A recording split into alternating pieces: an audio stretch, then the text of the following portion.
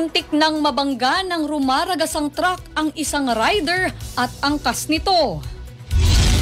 Sa video na posted sa social media, kitang habang naghihintay na mag-go ang traffic lights ay sinakop ng rider ang kabilang linya ng kalsada.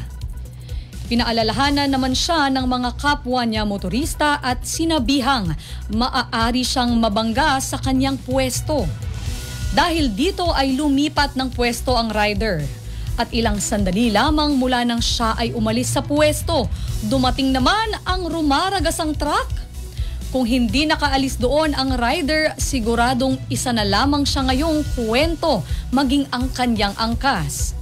Ayon sa netizens, tila nagsilbing guardian angel ni Kuyang Rider ang kumuha ng video na nagpaalala sa kanya na delikado ang kanyang pwesto.